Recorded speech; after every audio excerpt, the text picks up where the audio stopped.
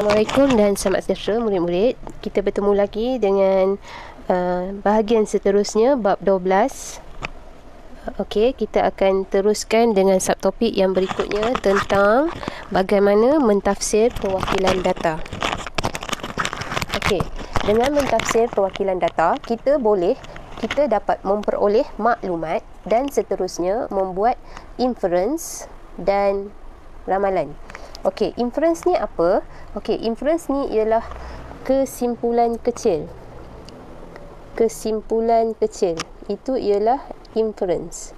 Kesimpulan kecil yang kita lihat dalam graf kita tu, kita buat kesimpulan kecil. Itu kita panggil inference. Okey.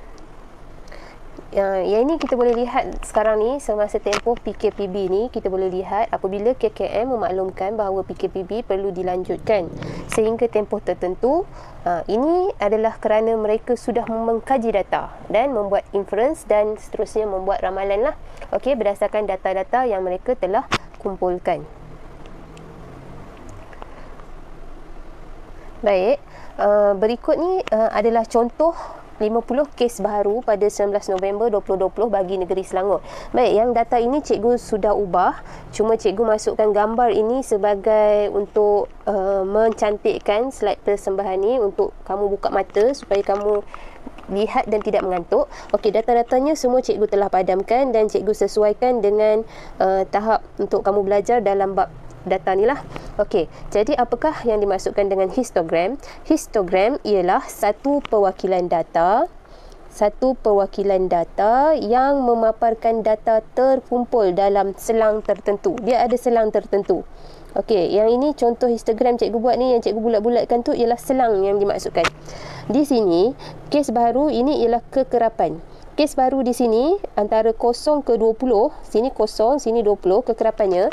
Okey, selang yang cikgu masukkan di sini ialah 140 ke 144 kes. Berapa kerap? Berapa bilangan dia? Kalau dalam graf ni, mengikut graf ni 5, sini 5, so ke atas sikit. Jadi 6. Kekerapan 140 ke 144 kes ialah 6 kekerapannya, bilangan kekerapan dia. Okey, baik, cikgu tukar warna. Bagi 145 hingga 149 kes di sini. Okey, 10, 11, 12, 13. Kalau di kertas graf ni kita lihat dia ialah 13 kekerapannya. Begitulah seterusnya 150 ke 154, 155 ke 159, 160 ke 164. Ada selang tertentu. Okey, dan jika kamu lihat graf histogram ni, dia bersambung antara setiap graf tu. Ini yang menunjukkan dia histogram jugalah. Kalau kamu perasan graf palang sebelum ni, semuanya yang kita buat tu dia tidak bersambung lah. Kalau graf palang tu dia macam ni. Okey, dia tidak bersambung. Histogram ni dia bersambung. Okey, cikgu padam, kita teruskan. Okey, jadi histogram tidak memaparkan nilai data sebenar. Dia tidak memaparkan nilai data sebenar, tetapi memaparkan nilai dalam selang tertentu. Yang cikgu cakap tadi lah, selang ni sini, selang tertentu. Jadi lebar setiap palang histogram mewakili satu selang tertentu. Histogram dapat memaparkan data yang besar kerana data diwakili selang kelas. Jadi kalau kamu lihat ni, data ni besar ke 160. Mungkin kalau kes dalam dunia ni, okey, lagi besar daripada 10,000 ke 20,000, 30,000 ke 40,000. Nampak selang dia besar. Kalau kita nak guna skala yang kecil-kecil, kita tak dapat nampak keseluruhan pattern kes tu lah, sebab kita perlukan satu kertas graf yang sangat besar jika kita gunakan skala yang tak betul.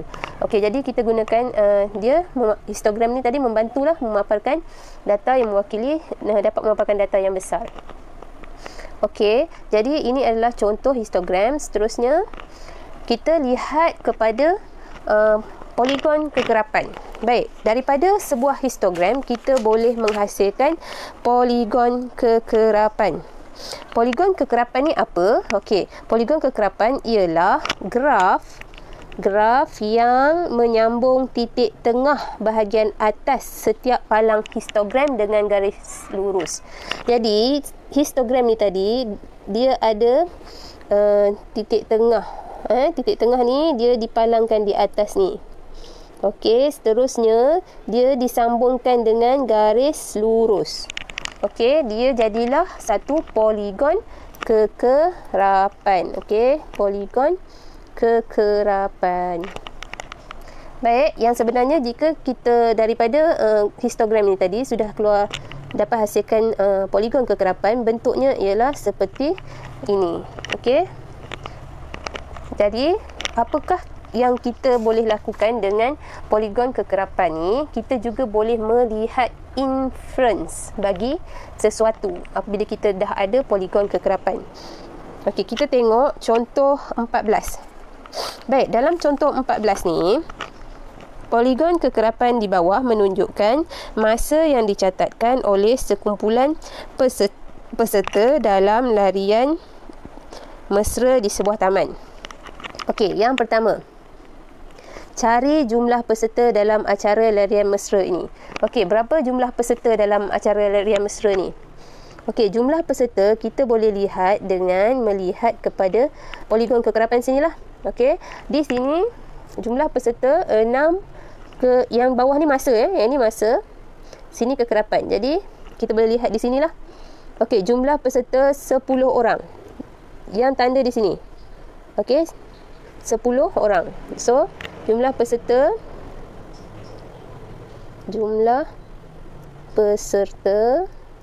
kita baca pada graf tu, yang pertama 10. Kemudian yang dipalang yang kedua ni, okey, kalau kita lihat ke sini, jumlahnya ialah 24. Yang di atas ni, okey, kita baca kira di sini jumlahnya ialah 30. Okey, seterusnya kamu baca setiap yang dipalangkan dalam graf tu, berapa kekerapan dia. Itulah bilangan peserta dia.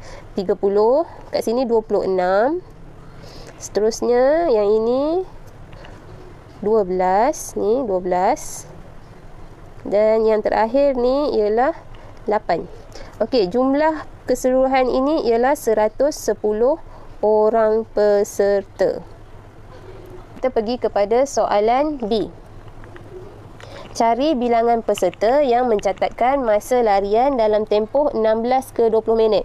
Jadi kita nak kira bilangan peserta yang mencatatkan masa 16 ke 20 minit. Jadi kita lihat pada bahagian masa 16 ke 20 minit di sini. Jadi kita pun baca 16 ke 20 minit tu berapa bilangan pesertanya. Okey, bila kita lihat kita akan dapat ianya ialah 24 orang.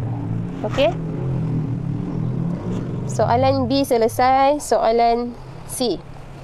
Baik, soalan C, dengan memerhatikan bentuk poligon kekerapan itu, buat inference tentang taburan masa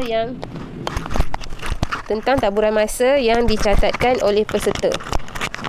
Okey, kita kena buat inference. Okey, kalau kita lihatkan graf ni, inference tu kesimpulan kecil. Bila kita lihat graf ni, kita boleh katakan, okey, kesimpulannya kita boleh katakan kebanyakan peserta mencatatkan masa larian antara dari 16 ke 30 minit. Itu inference dia.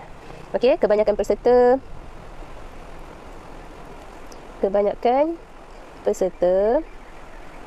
mencatatkan